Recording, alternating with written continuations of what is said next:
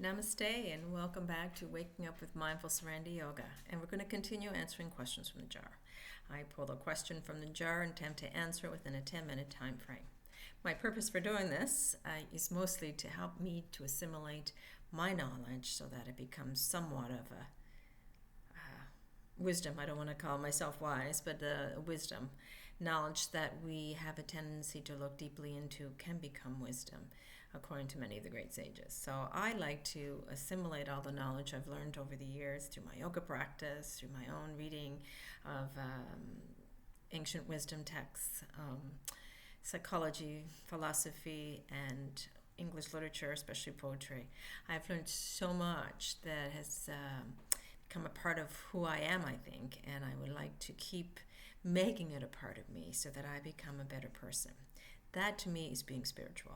I'm not so much into the woo-woo or any of those things. I'm mostly into, and I don't like to woo-woo. I think the woo-woo in spirituality is kind of a disadvantage that we do to that word and to that practice, because we tend to make it something mystical more than practical, when spirituality is basically very practical. It's about getting to know who we really are at the deepest level, when we understand the human mind and what's beyond the human mind, what's beyond the body. What is that helps us to beat our hearts and make our lungs breathe? What is that created the universe? What is that connects it all?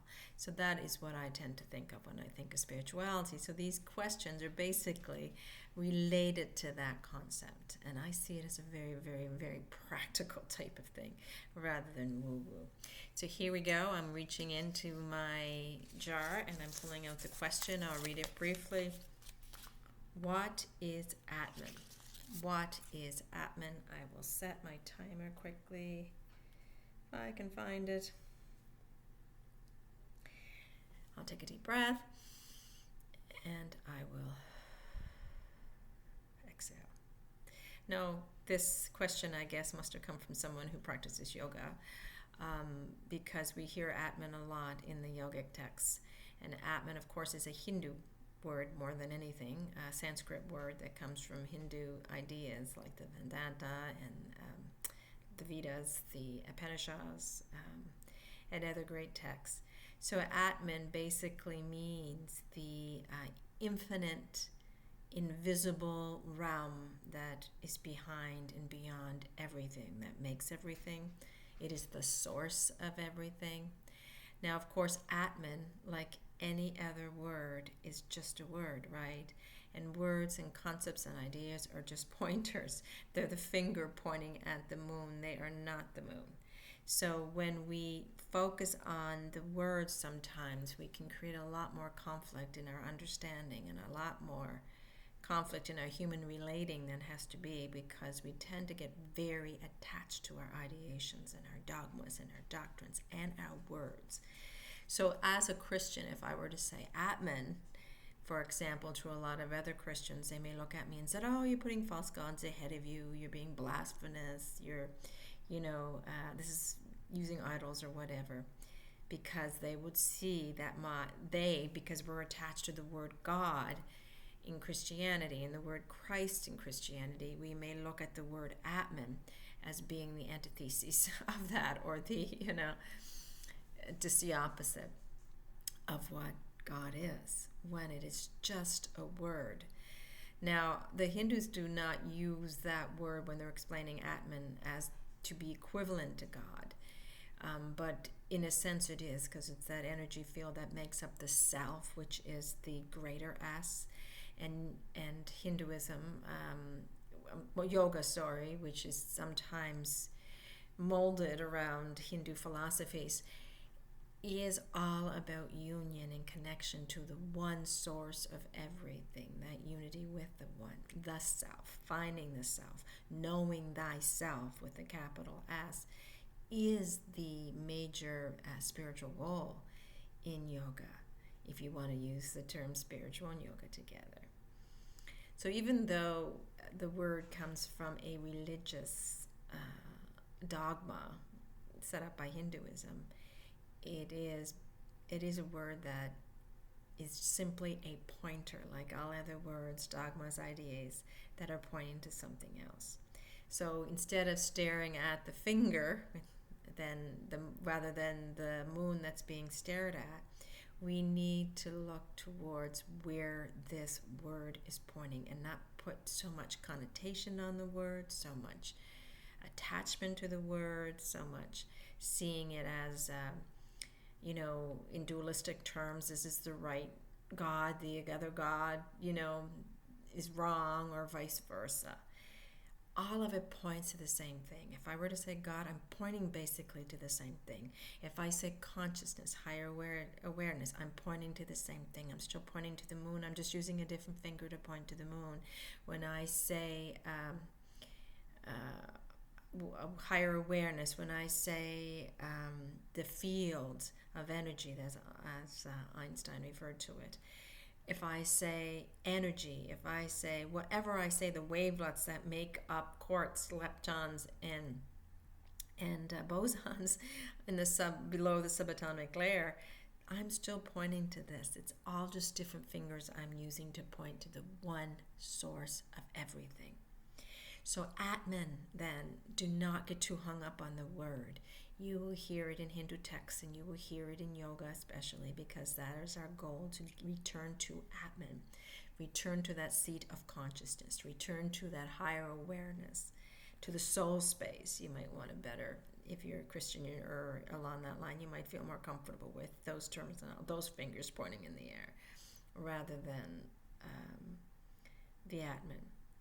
But they're all pointing to the same thing, and that's union, and yoga is union. So yoga, which is a non-denominational science of the mind, non-denominational practice, philosophy, is pointing to the same thing most religions point to this infinite, eternal consciousness bliss, which is who we are at the deepest levels.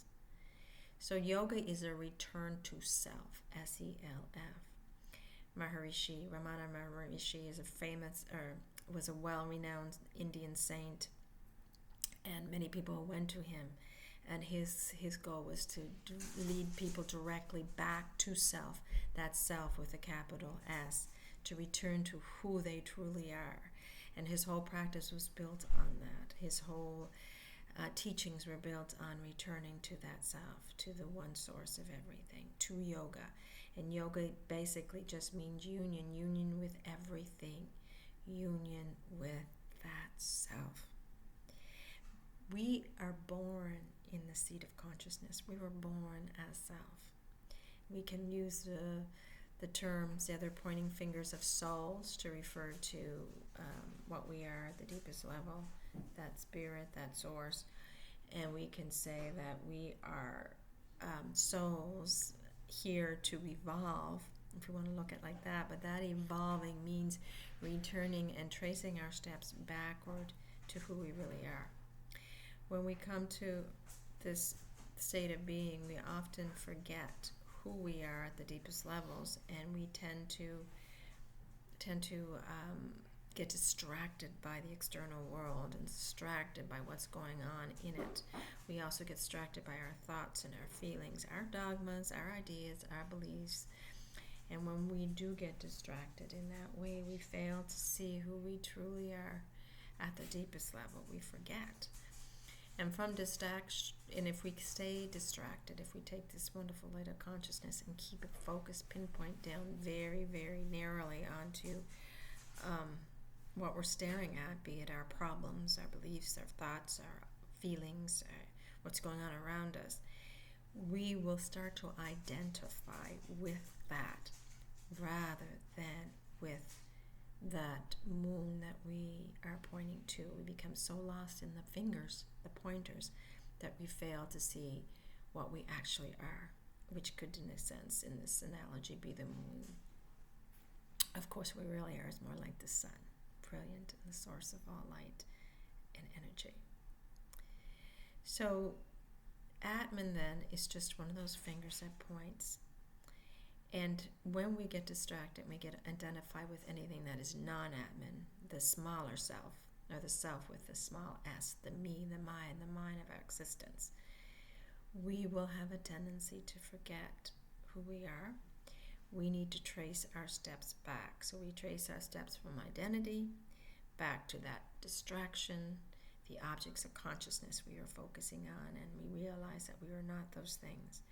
And from there we say, well, who is doing the thinking? Who is focusing on these things? Who is doing the feeling? And then we trace back to the source, which would be that Atman sitting in the seat of consciousness. It's our complete awareness, the essence of who we are. So though Atman is a pretty big word in Hindu texts and a pretty big word in yoga, it is just a word, just a pointer. And what it points to is really difficult to express even with words. To say that it is the infinite source of everything, it is the essence of who we really are, maybe an understatement, but it is something at least that maybe as long as we're stuck in concepts and ideation, we can have a better understanding of what Atman is when we use that it is the infinite, eternal light of who we are. And not to get too hung up on it. Not to get too hung up on any concepts is the issue, but we can use it to return. We want to re-experience the Atman, which is everything. And once we're there, once we're back in that seat of consciousness, once we're really connected to who we are, we'll realize that we're connected to everything, because there's only one of everything, and we're all just a part of it. Anyway, that is what I have to say about that. We'll see how much time I have left. 23 seconds. I'm doing pretty good.